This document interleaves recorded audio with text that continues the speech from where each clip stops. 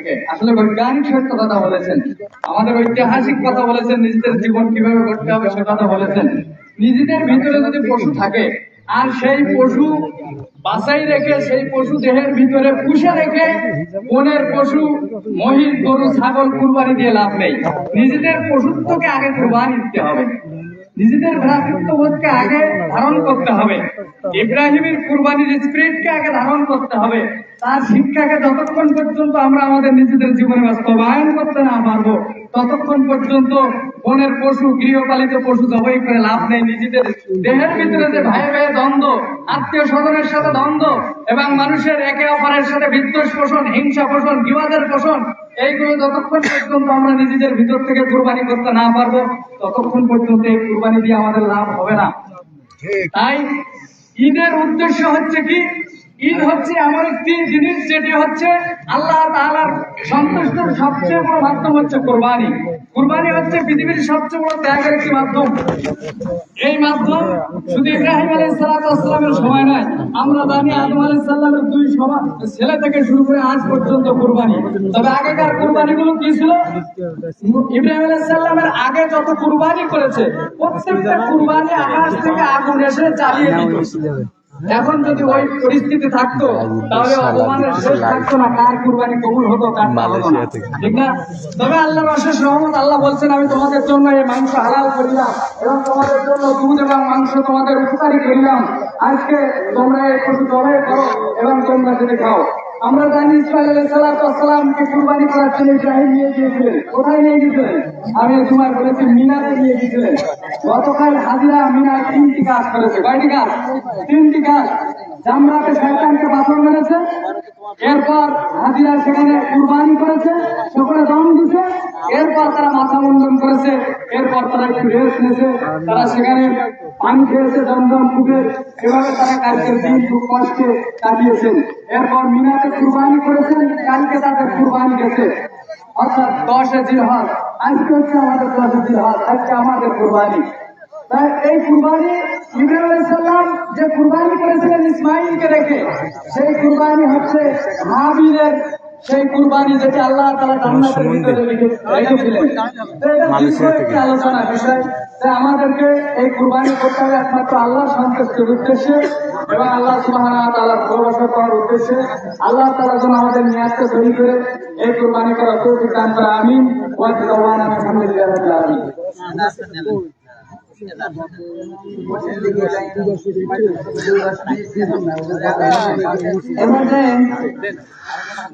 বক্তব্য রাখবেন হাফেজ মাওলানা আব্দুল্লাহ মামুন।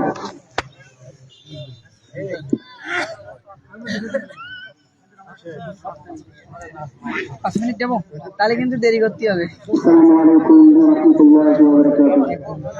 আলহামদুলিল্লাহি ওয়াহদাহু ওয়াস সালাতু ওয়াস সালামু আলা মান লা নাবিয়্যা বা'দা। আউযু বিল্লাহি মিনাশ শাইতানির রাজীম। বিসমিল্লাহির রাহমানির রাহিম। ওয়া লাকাদ যারা'না লি জাহান্নামা কাসীরান মিনাল জিন্নি ওয়াল ইনস লাহুম কুলুবুন লা ইয়াফকাহূনা বিহা ওয়া লাহুম a'yunun লা yubsiruna বিহা ওয়া লাহুম আযানun লা yasma'una বিহা উলাইকা কাল আন'আম বাল হুম আদাল। সম্মানিত হাজিরিন, আমাদের ঈদের জামাত 7টার সময় দেওয়া হয়েছিল, আমাদের মনে আছে 10টার সময় করতে হবে। এমন একটা পরিস্থিতি হয়েছে যে 7টার সময় কোনো লোকজন নেই, 7:30 বাজার মতো হয়ে গেছে, আর 5 মিনিট বাকি আছে, তারপরে লোক এখন ভিড় করতেছে। মনে হচ্ছে 8টার সময় বা 10টার সময় জামাত করতে হবে। এরকম একটা অবস্থা। অবস্থা মানুষের কিভাবে হয়? এমন ভাবে হয় কেন? টাইম ধরে নামাজ পড়া উচিত। যারা নামাজি তারা তো আগে আসে, কিছু বক্তব্য, কিছু আমাদের যে চলা, কিভাবে চলবো, সামনে কিভাবে আগাবো, কিভাবে ইসলামকে মানলে আল্লাহ রাব্বুল আলামিন সন্তুষ্ট হন, কিভাবে ইসলাম মানলে পরকালে মুক্তি পাওয়া যাবে, কিছু তো আমরা শুনবো। সম্মানিত হাজিরিন, আল্লাহ রাব্বুল আলামিন সূরা 3 এর ভিতরে বলতেছেন যে লাকাদ খালাকনাল ইনসানা ফি আহসানি তাকওয়িম, আমি মানুষকে সুন্দর করে সৃষ্টি করেছি। এরপর আবার বলতেছে বানি ইসরাঈলের ভিতরে ওয়ালাকাদ কাররামনা বানি আদম, আমি আদম সন্তানকে সম্মানিত করেছি। গত যেটা আমি বলেছিলাম এরপরে আল্লাহ রাব্বুল আলামিন কিছু শর্ত দিয়ে দিয়েছিলেন যে তোমরা যদি উত্তম জাতি হতে চাও তাহলে এই করতে হবে। আল্লাহ রাব্বুল আলামিন সূরা 3 এর ভিতরে 7:30 নামাজ হবে আমাদের এখানে। সুন্দর রূপে সৃষ্টি করেছি এবং সম্মানিতভাবে সৃষ্টি করেছি, তারপর আল্লাহ রাব্বুল আলামিন বলেছেন তোমরা এই কাজ করলে তোমরা নিকৃষ্ট জাতিতে পরিণত হবে।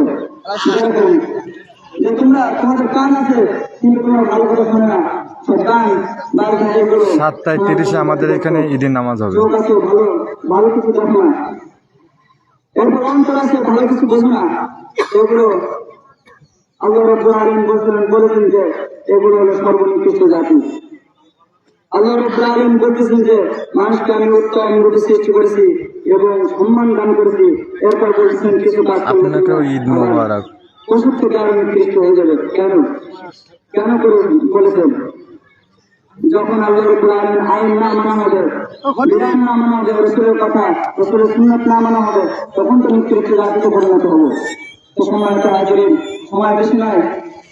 আমরা দেখতেছি যে জামাত যত সময় হবে না, কারণ আপনাদের যে আসার সময় এটা মনে হচ্ছে ইসলাম একেবারে ধ্বংস হয়ে গেছে, আর আমরাই এর জন্য দায়ী। সময় তো হাজিরিন, যা বললাম আল্লাহ রাব্বুল আলামিন কবুল দান করুন।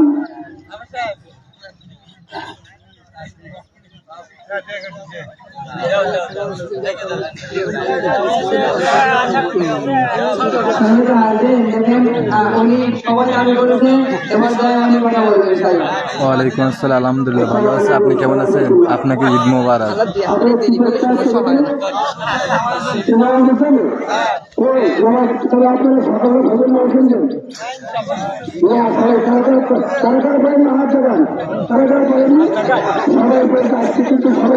আমরা করেছি আমরা কিন্তু মিথ্যাবাদী এজন্য কালকে বলছিলাম যে কুড়ি কর্মী তুমি কথা প্রচার হয় কিন্তু কথা প্রচার তুমি কেমতে যাও বলছিলাম 100%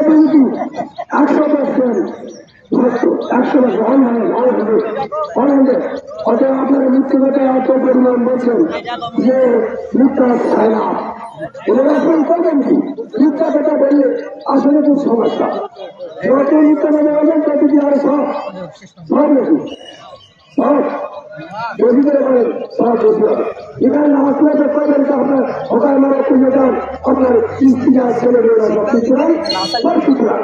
আপনি এখন নাম করছেন বলছি কোরআন বেশি কোরআনই বলল না, তুমি তোমাকে রাজি তোমার কোরআন বলবে কিন্তু কি আছে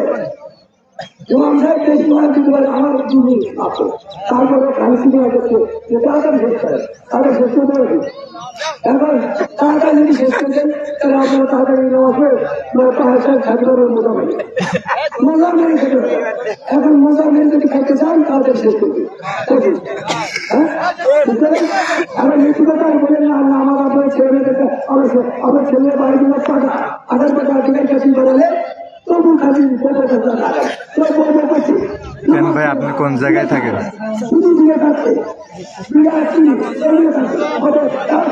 আমাদের ছেলে বললে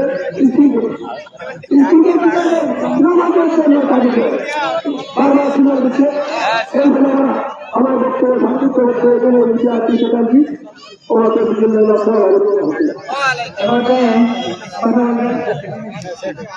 এখন ময়দানের সম্মানিত সেক্রেটারি বাইসুর রহমান কাজল।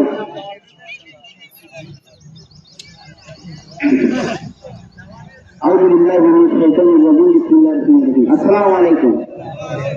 আপনারা ভালো আছেন তো সবাই? আমাদের গতকালকে সিদ্ধান্ত অনুযায়ী আমরা ঈদের জামা 7:30টায় করার কথা ছিল, কিন্তু আসলে আমাদের খুব গাফিলতি, এই গাফিলতির কারণে আমরা টাইম মতো কোনো কিছু করতে পারি না। তো আমি অনুরোধ করবো আগামী দিনটা আপনারা টাইমটা দিকে তাকিয়ে সবাই কাজকর্ম শুরু করবেন। তো বক্তব্য অনেকেই দেখছে, অনেক রকম কথা বলছে, হাদিস কোরআন থেকেও বলছে, আমরা সেগুলো আমাদের সহিত শুনছি।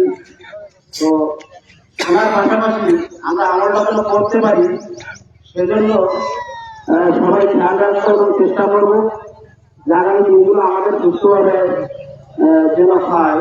আল্লাহ পাক আমাদের সুস্থভাবে শরীর সব কিছু ভালো রাখে। তো আমি যে কথা বলতে চাচ্ছিলাম যে গত কোরবানিতে আমরা অনেকে অর্ডার করেছিলাম যে আমরা ঈদুল আজহার নামাজের আগে আমরা ধানিয়াগুলো প্রত্যেকে তৈরি করে দেবো। মুখ্য বিষয় যে আমরা আসলে এই অঞ্চলে আমরা তো অনেকে ঢাকার সাথে সম্পৃক্ত, তো যারা নাম লেখাইছিল তারা ঢাকার সাথে অনেকে সম্পৃক্ত। তো আসলে যে কারণে আমাদের ঝামেলাটা তৈরি করা হয়নি। তো আমার কাছে অনেকে যোগাযোগ করছে, তারা টাকা দেবে। আমি বলছি যে আপনারা টাকা দেন, আমরা বড় কোনো কমিটি করে নেব। তো আপনারা এমন সময় বলেছেন, গত 2 দিন আগে আমাকে এই যে মোড়ে বাজারে ওখানে বলেছেন, কিন্তু আসলে 2 দিন তো করা সম্ভব না। যে কারণে আমরা এইটা আপনাদের ঝামেলা উপরে দিতে পারিনি। তো আমি যারা নাম লেখাইছেন তাদেরকে অনুরোধ করবো, আপনারা ঈদের নামাজের পরে আমাদের ধানিয়া টাকা হয়তো আপনারা তৈরি করে দেন, নতুবা আমাদের কমিটির কাছে জমা দেন। আমরা তৈরি করে আগামী রমজানে যে আমরা যেন এই ধানিয়া আপনাদের উপহার দিতে পারি, সেজন্য সবার কাছে আশা করছি। সম্ভব হয় না। তো এর সাথে আরেকটু কথা বলতে চাচ্ছি, যে সেটা হচ্ছে এই ঈদটা আমাদের ঈদ রাত পর্যন্ত ঈদের নামাজ করতে হবে, এটা ইসলামের বিধান। যে কারণে আপনারা ঈদের মাস আমাদের অনেক বন্ধ নিচ্ছে। এই ঈদের মাসকে ডেভেলপ করার জন্য আমরা একটা নতুন যুব কমিটি গঠন করেছি, তালিকা করেছি। আমার বলার সাথে এই বিষয়ে কথা বলবে। তো আপনারা সবাই সচ্ছল হলেন যে আগামীতে আমরা যেন ভালোভাবে আমাদের এই ঈদটা আরো উন্নত করতে পারি, সেজন্য সবাই প্রতি আশা রাখছি। সময় স্বল্পতা আরেকটু কথা বলার ছিল, কিন্তু বলতে পারিনি। তো আমি গত ঈদের হিসাবটা আপনারা হয়তো জানেন না, আমি আইনের হিসাবটা আপনাদের দিচ্ছি। গত ঈদে আমাদের আয় ছিল 4,050 টাকা, এখানে ব্যয় হয়েছে 1700 টাকা, বাচ্চাকে আমাদের ক্লাস আছে। তো আমি বলবো যে এইভাবে যদি আমরা দান করি তাহলে তো আপনি ইসলামটা আমরা উন্নতি করতে পারবো না। তাই আপনাদের কাছে একান্ত অনুরোধ যে আপনারা একটু দানের হাত বাড়িয়ে দেবেন। এই বলে আমার সংযুক্ত কথা এখানে আমি শেষ করছি, যেহেতু সময় অল্প কথা বলতে পারলাম। ইমাম সাহেবদের এবং ইফতার অন্যান্য টাকাগুলো দিয়ে দেন, আর সমাপনী বক্তব্য রাখবেন। এরপরে আমরা শুরু করবো ইফতার প্রধান উপদেষ্টা গোলাম রহমান, আমার কাকা গোলাম রহমান। বিসমিল্লাহির রহমানির রহিম। আঙ্কেরা ধরছি পাতাখালী সম্মিলিত ঈদগাহ ময়দানের গুটি গুটি পায়ে ইসলামের ছায়াতলে আসা উপস্থিত মুসল্লিবৃন্দের প্রতি আমার আন্তরিক সালাম, আসসালামু আলাইকুম। আপনারা চতুর্দিকে যে তাকাই দেখেন, কত সুন্দর একটা দৃশ্য দেখা যায়, যে মানুষগুলো রাস্তা দিয়ে গুটি গুটি পায়ে আসে জমায়েত হয়েছে যে এই মসজিদে, এই ঈদগাহ ময়দানে। আজকে কি খুশির দিন, আজকে কি খুশির সময়। আজকে আমরা এই খুশিকে ধরে রাখার জন্য আমাদের সকলের প্রচেষ্টায়, সকলের সহায়তায়, সকলের দানের উপর দিয়ে আমরা এই ঈদগাহ মাঠকে প্রতিষ্ঠিত করা হয়েছে। আমাদের কিছু কাজ অসম্পূর্ণ রয়েছে, যে অসম্পূর্ণ আর্থিক দৈন্যতার কারণে, আর্থিক অভাবের কারণে আমরা এই কাজটা সুসম্পন্ন করতে পারি নাই। আমাদের সামনে দেখা যায় যে একটা ফাইলিং দেওয়া আছে, ফাইলিং পর্যন্ত আমাদের ঈদগাহ সীমানা। আমরা যখন গন্তব্য পৌঁছবো তখন আপনারা ঠিকই বুঝতে পারবেন যে আমাদের ঈদগাহ জায়গাটা কোথায়। আজকে আমার সবচেয়ে বড় আসল আবেদন যে আপনারা যদি একটু দানের হাত একটু ঈদগাহর দিকে লক্ষ্য রাখেন, তাহলে আমরা খুব সহজে জিনিসটা প্রতিষ্ঠিত করতে পারব। আরো একটা কথা বলতে চাই যে আমরা এই ঈদগাহ সম্মিলিত যে মানুষগুলো আমরা বসবাস করি, আমাদের সবাই আমরা একটু আগ্রহ এই সৌন্দর্যকে ধরে রাখি। আরো একটা কথা বলতে চাই, আমাদের সন্তানেরা, আমাদের প্রজন্মরা একাধিক উন্নয়নের দিকে তারা ধাবিত হয়েছে। আমারও দাবি তারা চাকরির মাধ্যমে আমাদের ঈদগাহ যদি তারা কিছু হাত উৎসর্গ করে তাহলে আমরা একটু সহজ হতে পারি। তারপরেও যখন প্রচারিত যে দেশ চলতেছে যে ভাটা, আমাদের এখানে 15টা না 16 জন ভাটা থাকা আমাদের আওতায়। আমার দাবি প্রত্যেকে যদি 2000 টাকা দেওয়া তো 16 জনে 32,000 টাকা আমরা পাচ্ছি, 2000 টাকাটা সরকার দেওয়ার কোনো বিষয় না। আমার দাবি সবাই সরকারের দাবি সবাই একটু হাত বাড়িয়ে দেন, তাহলে আমরা আরো সহজ হবে। আরো একটা কথা,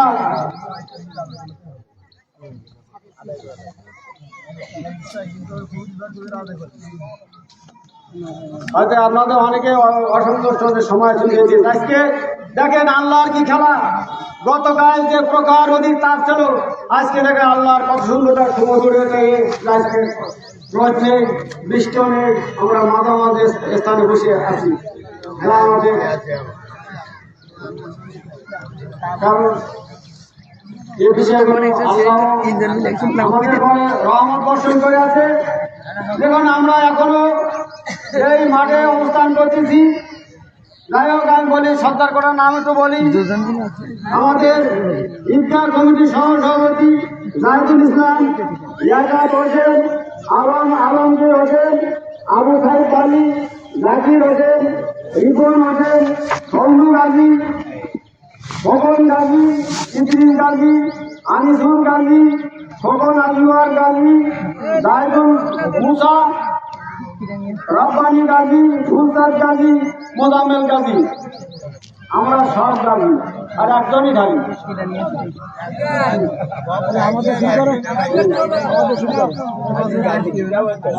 আবু সাইদ গাজী 5,000 টাকা, লিয়াকাত হোসেন 2,000 টাকা,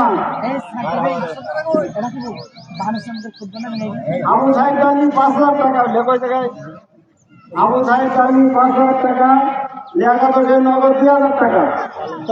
আপনারা একটুখানি ধৈর্য ধারণ করুন, কারণ আমরা দেখেন এই ঈদগাহের সামনে কি অসমাপ্ত আছে, সমাপ্ত হতে পারলে আজকে একটা দৃশ্য দেখা যাবে।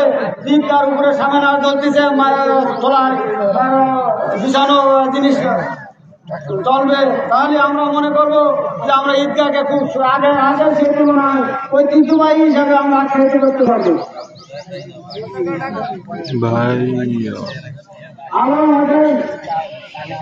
আলম হোসেন হাসিনা করুন, আলম হোসেন 5,000, আলম হোসেন 5,000, জাকির হোসেন রিজাউল গাজী 2,000, জাকির হোসেন, রিপন হোসেন আব্দুল বারিক গাজী, 5,000 ভাই বলিস, আমার বলে 5,000। 5,000, ফজলু গাজী পিতা আমজাদ গাজী 1,000, খোকন গাজী পিতা আমজাদ গাজী 1,000, ইদ্রিস গাজী পিতা মোহাম্মদ আলী গাজী, মোহাম্মদ আলী গাজী নগদ 2,000, নগদ 2,000, আনিসুল ইসলাম পিতা দুর্গস্ব গাজী 2,000, আনিসুল ইসলাম, খোকন গাজী পিতা আজওয়ার গাজী 2,000, রব্বানি গাজী পিতা মতলেব আলী গাজী 2,000, রব্বানি 5,000, আলহামদুলিল্লাহ। ফুলচাঁদ গাজী পিতা আবুল গাজী, 2,000, মোজাম্মেল হক পিতা আব্দুল আজিজ গাজী বড় কন্ট্রাক্টর, মোজাম্মেল 5,000, আলহামদুলিল্লাহ।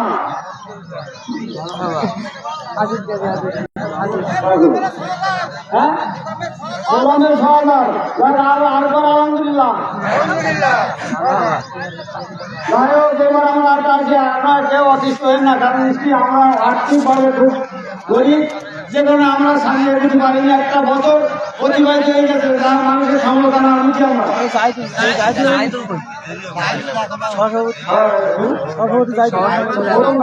জায়দুল গাজী পিতা জিয়াদ গাজী এই ঈদগাহ কমিটির সহসভাপতি।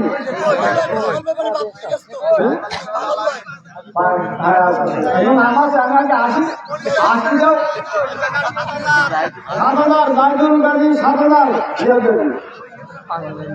মনিরুল ইসলাম জিয়াদ গাজী, মনিরুল ইসলাম জিয়াদ গাজী 2,000, আলামিন হোসেন পিতা সাহেব আলী,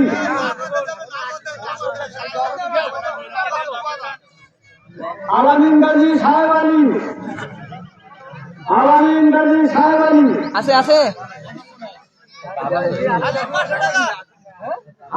আমার 5,000 টাকা দেওয়া শুনিলে কন্ট্রাক্টর 5,000 মানা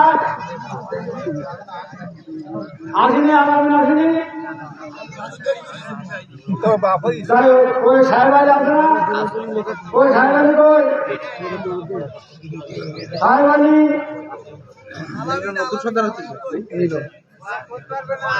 হ্যাঁ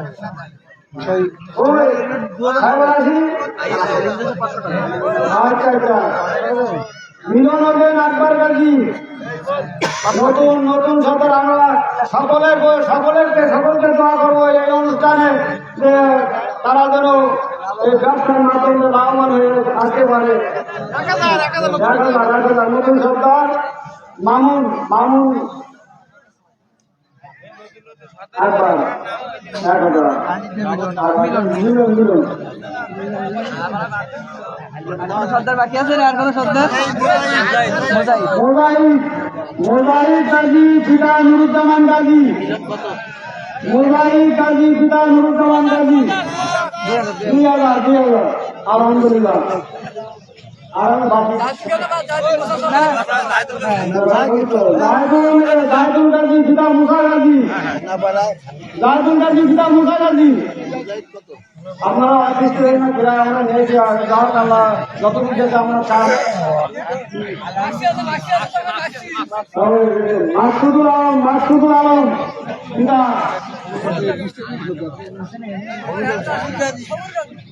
মাসুদুল গাজী পিতা সবুর গাজী, মাসুদুল গাজী পিতা সবুর গাজী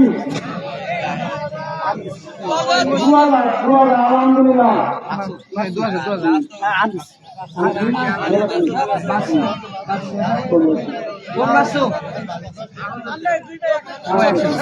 আলহামদুলিল্লাহ আমরা সরকারের করবো যারা শিক্ষিত এবং নগদে আমরা সকলে আলহামদুলিল্লাহ বলি। এবার তার কিন্তু কারণ তার কিন্তু তারা বেতন পায়, আমরা যেটা 3-4 বেতন পাই।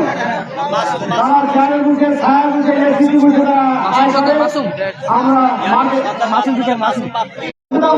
মজুদ গাজী 5,000 আলহামদুলিল্লাহ। এবার আমরা আমাকে দিয়েছি, আমরা একটু ধৈর্য ধারণ করুন।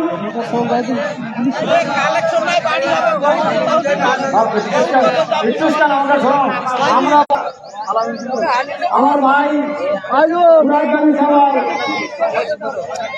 একটা মাত্র সন্তান, যার কারণে আমাদের এই বংশে অনেক এগিয়ে গেছে। আমরা সবাই ভাই তারিখকে অনুরোধ করবো, এই ঈদগাহ ময়দান তার কাছে কিছু না, সেটি মনে করে যে আমি নিজেই শনিবার, তাহলে আমরা আশা করবো সেই শনিবার।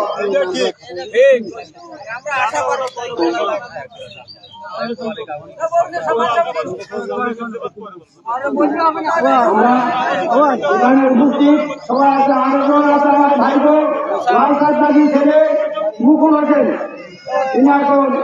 নায়ক আমরা প্রথমে দোয়া করি এর সম্মানিত হোক, এর সমাজ আরো প্রতিষ্ঠিত হোক। তার কাছে আমরা অনুরোধ করবো যে আমার এই অবৈধ এলাকায় তারই বাধ্যতা সম্পত্তি করে ঐতিহ্য সে যেন আমাদের উপরে একটু সহানুভূতি করে এবং সাহায্য করে।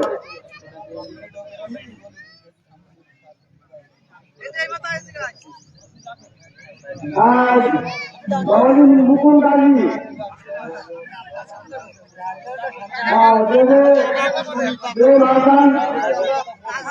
ওই আবার বলেছে যে আমি পারবো না, যেটা অনুপস্থিত আছে তাহলে তার মধ্যে আমরা মুকুল বাঙালিকে সামনে আসলে আমরা খুব সন্তুষ্ট, সবাই বলতেছে একটু সামনে আসা করি। আমরা একটু ধৈর্য ধরেন, তাহলে আমরা সফলতা আসবো।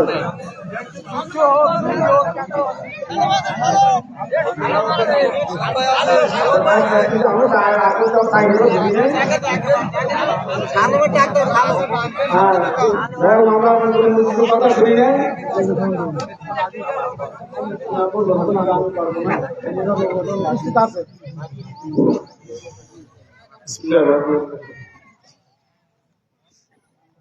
আঙ্কেল রসিন কাটাকা সমিতি আমাদের সম্মানিত মুসলিমবৃন্দ, সকলের প্রতি সালাম, আসসালামু আলাইকুম রহমতুল্লাহ।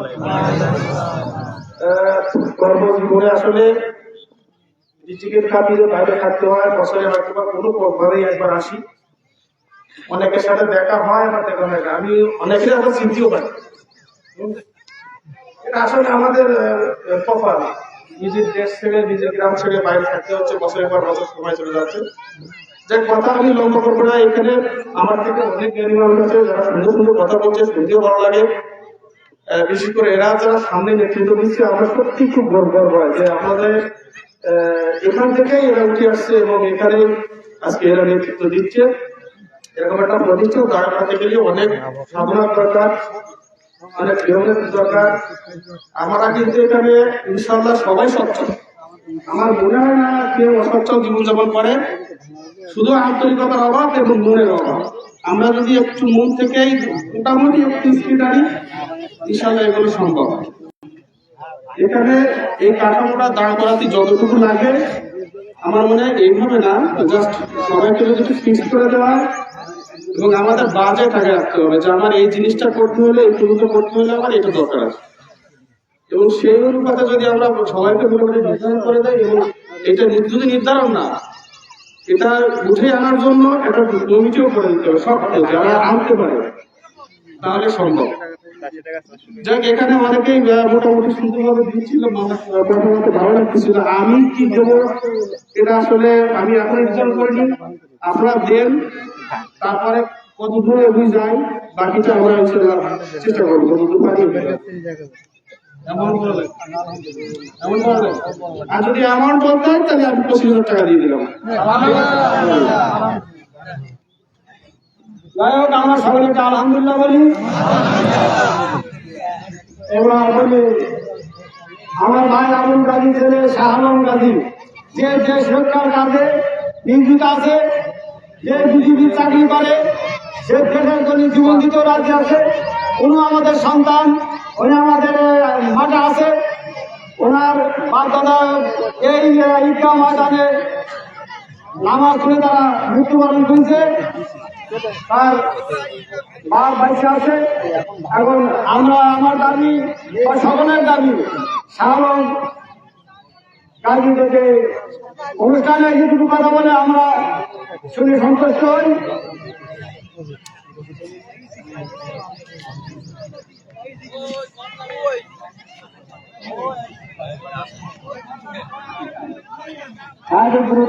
মানুষ কিছু উপযোগী করতেছে, যে সমাজ কিনে দেখতেছে।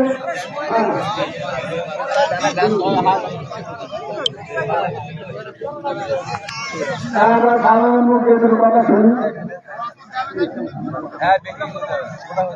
আমরা যদি এত ব্যস্তাই ভাই, এটা নিশ্চিত আমরা কোনোদিন ধরতে পারিনি। আর কেন পারি, এরা 12 মাস বাইরে থাকে, একদিন ধরেছি দূরে আমরা। হ্যাঁ ঠিক আছে, 5টা মিনিট দেরি করলে সমস্যা গেছে। এই জাতির শ্রেষ্ঠ সন্তানরা কথা বলছি। এবং আসসালামু আলাইকুম।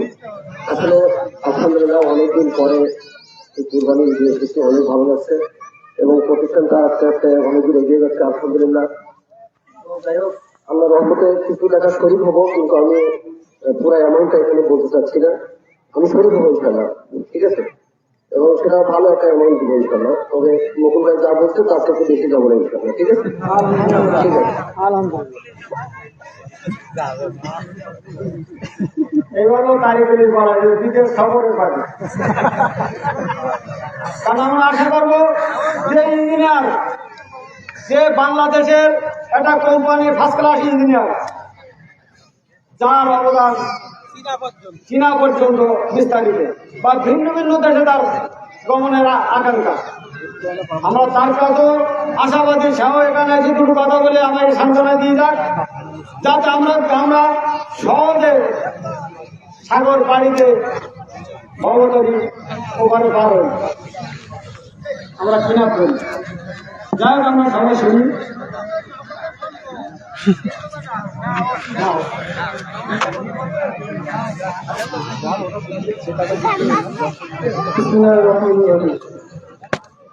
আসলে ঈদটা তো আমাদের সবাই, আর এখানে সৌন্দর্য মানে আমরা সবাই এটা উপভোগ করবো। সবাই যে আমরা এক থেকে আসি, এটা আসলে একটা ভালো লাগা কাজ করে। এর থেকে আরো বেশি ভালো লাগা কাজ করতে হবে যে আমরা আরো পেছনে জামা মসজিদে এখানে নিয়ে আসতে পারতাম। তো এখানে সমস্ত ঈদগাহ কমিটির কাছে আমার একটা অনুরোধ থাকবে, বা কোনো ব্যক্তির কাছে যাদের সমাজে অনেক গ্রহণযোগ্যতা আছে, সমাজে যদি আমরা তাদেরকে নিয়ে একটু তাহলে আমাদের সেই ঐতিহ্যটা আবার আমরা ধারণ করতে হবে। আমাদের শিক্ষা কমিটির কাছে একটা অনুরোধ থাকবে, যাতে আমরা তাদের কাছে আরেকটা বার রিকোয়েস্ট করি। তো সবাই তো হচ্ছে এখানে শরীর হয়েছে আমরা ঈদগাহ উন্নয়নে, তো ভাই মুখে তো মানে ভালো একটা অ্যামাউন্ট দিতে, সালন ভাই বলছে যে তার থেকে বেশি একটা অ্যামাউন্ট দিবে। কিন্তু আমি সালন ভাই থেকে বেশি একটা অ্যামাউন্ট দিব, কিন্তু অ্যামাউন্টটা বলতে হচ্ছে না, কিন্তু সালন ভাই থেকে আমি ধরে দিব। সালন ভাই যাবে তার থেকে আমি করে দিব ইনশাল্লাহ।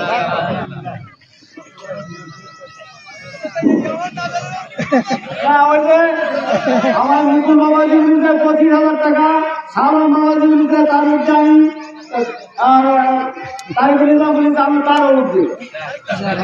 আমরা সবাই আলহামদুলিল্লাহ বলি। আমরা চাকরিজীবী, যে জাতির মেরুদণ্ড, শিক্ষার মেরুদণ্ড, যে দেশ গড়ার হাতিয়ার, শিক্ষক আবুল বাসার, শিক্ষক আবুল বাসার, আমরা তার মধ্যে কিছু কথা আমরা শুনে আশ্বস্ত হই। আল্লাহ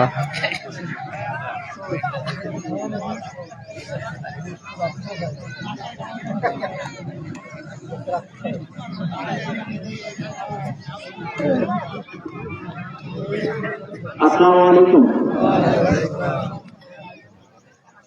আমি অন্য কোনো কথা বলবো না, আমার গোলাপাই যে কথা বলছে, আসলে আমাদেরকে শিক্ষক বলে, জাতি গড়ার কারিগর বলে আখ্যায়িত করা হয়। তাহলে এখানে আমরা আমাদের আরো 3 জন সরকারি কর্মচারী এখানে কথা বলে গেছেন, তারাও জানে যে আমরা কোন শ্রেণীর কর্মচারী। শিক্ষক জাতি গড়ার কারিগর এটা বলা হয়, এবং আমরা সেই কথার পরিপ্রেক্ষিতে সেই কথাটাকে বুকে ধারণ করে একটি শিশু সামনে দিয়ে যখন যায়, স্যার আসসালামু আলাইকুম, এই যে পাওনাটুকু, এই পাওনাটুকুর দিকে তাকিয়ে আমরা আমাদের পেশায় নিয়ে যেতে থাকি। আসলে বর্তমান বাংলাদেশে শিক্ষকদের যারা জাতি গড়ার কারিগর, তাদেরকে মূল্যায়িত হয় না এবং তাদেরকে মূল্যায়ন করে না, কোন সরকার পর্যন্ত করে দিবে। যাই হোক, আজ এই ঈদগাহ উন্নয়ন গল্পে আমাকে এখানে দেখা হয়েছে বা কিছু দাবিও করা হয়েছে। আসলে আমরা তৃতীয় শ্রেণীর কর্মচারী হই, যতটুকু প্রাপ্য, যতটুকু দেওয়ার সক্ষমতা আমাদের আছে, আমরা ততটুকু দেওয়ার চেষ্টা করব। তবে হয়তো তাদের সমকক্ষ হয়তো যেতে পারবো না।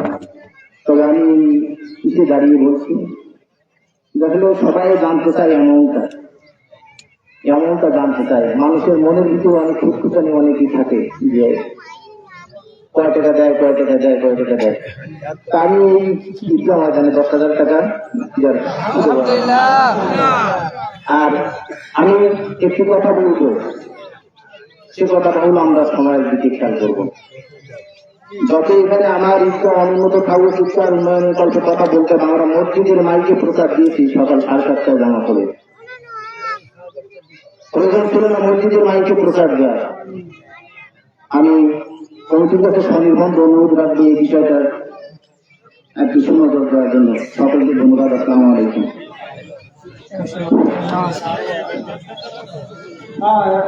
যাই হোক, মাস্টার সাহেবের কাছে ভালো কথা শুনলাম, সবাই আমরা আলহামদুলিল্লাহ বলি।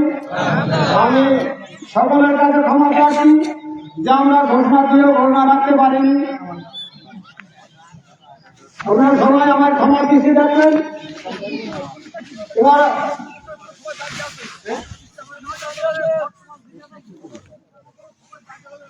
সে কত দেবে তাই তো ঠিক আছে এইটা তো main কথা। হ্যাঁ, ওরা সব ঠিক আছে। আমি বলছি যে আমি তো বলবো, কারণ আমি যখন এখানে দাঁড়াইছি তা আমার তো বলার কিছু আছে। তবু সময় মানুষ কিছু কিছু মানুষ খুব ত্যাগটা স্বীকার করছে, তার একটু সময় দিচ্ছি। আমরা ঘটনা দিদি কেন আরো পালন করলাম না, একটা কথা। কারণ এরা আইনগত এরা লিগাল কথা, আমরা ঘটনা 10টা তাহলে ওরাও অপেক্ষা করতে